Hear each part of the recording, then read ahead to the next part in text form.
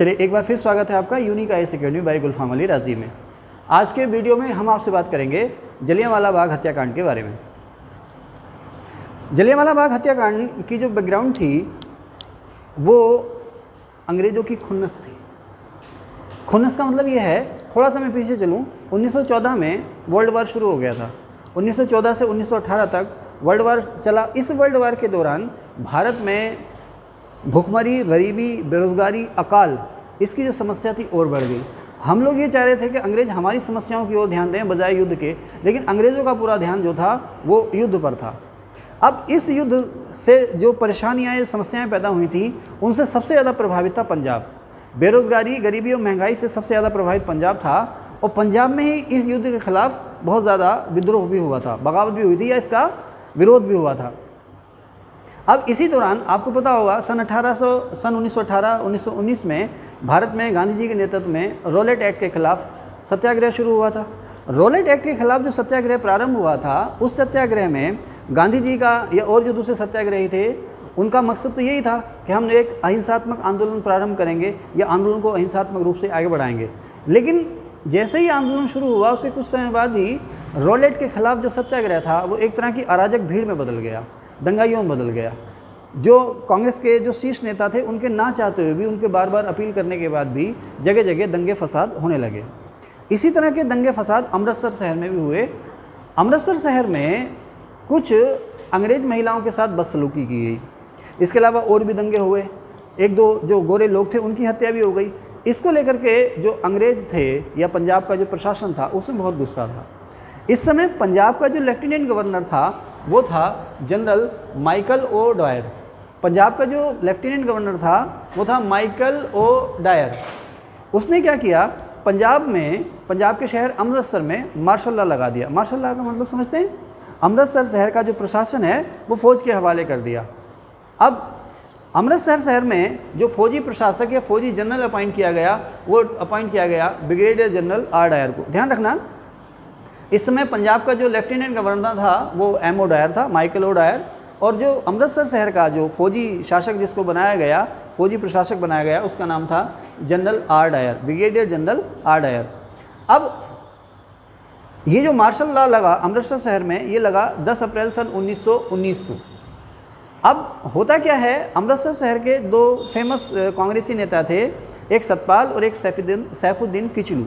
सतपाल और सैफुद्दीन किचलू, इनको वहाँ की पुलिस ने अरेस्ट कर लिया था।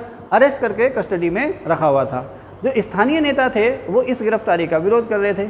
इसी समय 13 अप्रैल सन 1919 को बैसाखी के दिन अमृतसर शहर में जलियांवाला बाग में मेला लगा हुआ था। इस मेले में बहुत सारी भीड़ थी। यहीं पर कुछ जो राष्ट्रवादी नेता थे वो भी पहुंच गए। उन्होंने यहाँ पर भीड़ के सामने अवसर पा करके अपनी बातों को कहना शुरू कर दिया। ये कह सकते हैं कि सैफुद्दीन और सतपाल जो हमारे नेता थे, उनकी गिरफ्तारी के विरोध में मेले में जो भीड़ थी उसको स्थानीय नेता संबोधित करने लगे।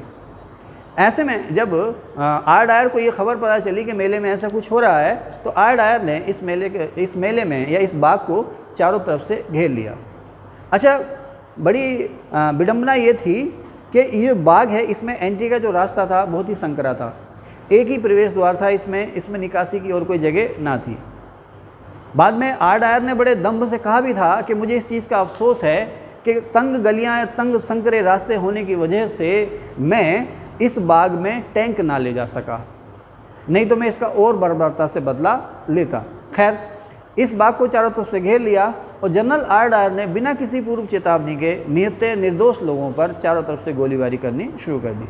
बाकी कहानी आप जानते ही हैं। इसमें सैकड़ों लोग अकाल मौत को प्राप्त हुए थे। इससे पूरे देश में, हमारे पूरे देश में इस हत्याकांड के खिलाफ गुस्सा फैल गया। अब ये तो साहब, ये जो खबर थी देश विदेश में चर्चा में आ गई कि ऐसा कुछ हुआ है, ऐसा कुछ नरसंहार अंग्रेज़ों ने किया है। लेकिन अंग्रेज़ इसको मानने को तैयार ही ना थे कि ये नरसंहार है। अंग्रेज़ों ने क्या किया, इस कांड की जांच के लिए विलियम हंटर कमीशन या विलियम हंटर की अध्यक्षता में एक कमेटी अपॉइंट की 1 अक्टूबर सन 1919 को।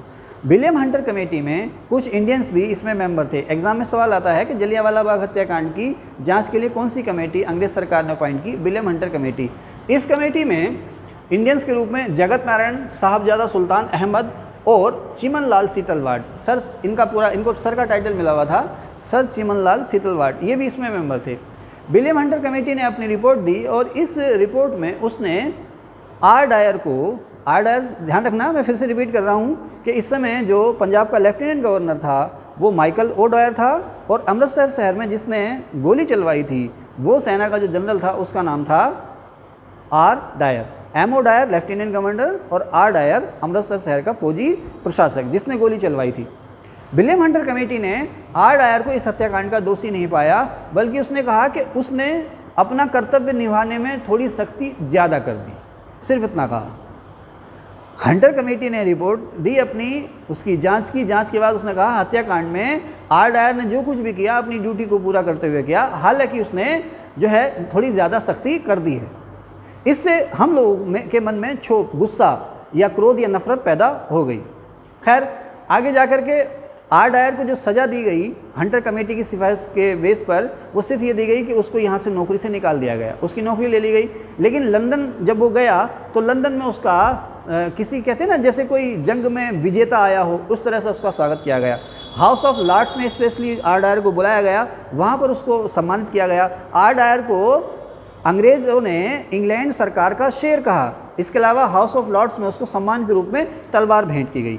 इससे हम लोगों में बहुत ही बेचैनी और एक अजीब तरह का गुस्सा जो है वो पनपने लगा कि हम लोगों ने समझा हमारे लिए कि ये राष्ट्रीय शर्म की बात है, या हम लोग बिल्कुल कीड़े मकोड़े जैसे हो गए अंग्रेज़ों के लिए, जिनके होने या न होने पर उनको कोई फ़र्क नहीं पड़ता। जैसे शिकार खेलते हुए हम लोग शिकार को, बहुत सारे हम लोग क्या, कुछ लोग जो हैं शिकार खेलते हुए जानवरों को ऐसे ही मारने लगते हैं ना, हमें लगा कि ऐसे ही हम लोगों के साथ सलूक या हम लोगों के साथ व्यवहार किया जा रहा है।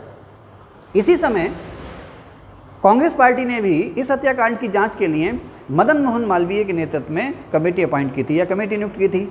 सवाल आता है अक्सर कि कांग्रेस ने किसके अध्यक्षता में जलियांवाला बाग हत्याकांड की जांच के लिए कमेटी बनाई थी, तो ये जो थे मदन मोहन मालवीय थे, इन्होंने भी इस कांड की जांच की। अच्छा, इस कमेटी में इनके साथ महात्मा गांधी भी थे, और जब ये रिपोर्ट पेश की गई मदन मोहन मालवीय कमेटी की जांच रिपोर्ट जो पेश की गई, कई बार सवाल आया है कि इस रिपोर्ट को लिखा किसने था, तो महात्मा गांधी ने इस रिपोर्ट को लिखा था, और इस रिपोर्ट में स्पष्ट कहा गया था कि आर डायर ने वहशीपन की सारी हदें जो है वो पार कर दी, लेकिन अंग्रेज सरकार के कान पर किसी तरह की कोई जू ना रेंगे। अब यहाँ पर दो सवाल आपसे पूछे जाएंगे कि जलियांवाला बाग हत्याकांड के विरोध में किसने सर का टाइटल छोड़ा?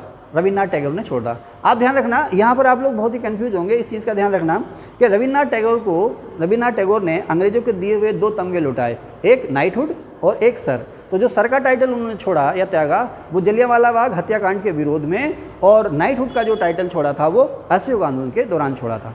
यहीं पर एक और नेता हैं सर शंकरन नायर, ये उस समय वायसराय की एग्जीक्यूटिव काउंसिल के मेंबर थे।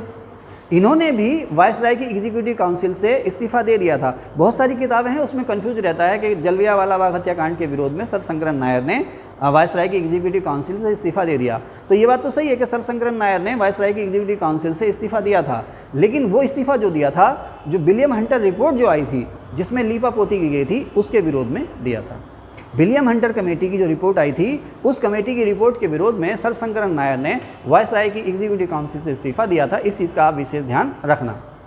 अब ये जो हंटर कमेटी थी, इसमें मैंने कोटेशन भी दी है, ये अक्सर पूछी जाती है कि महात्मा गांधी ने इस रिपोर्ट को, हंटर कमेटी की रिपोर्ट को कहा था पन्ने दर पन्ने निर्लज लीपापोती। जानते ना लीपापोती, है ना, पन्ने दर पन्ने निर्लज लीपापोती। खैर आगे चलते हैं, तो अगले वीडियो में हम बताएंगे शहीद ऊधम सिंह कंबोज के बारे में। Thank you.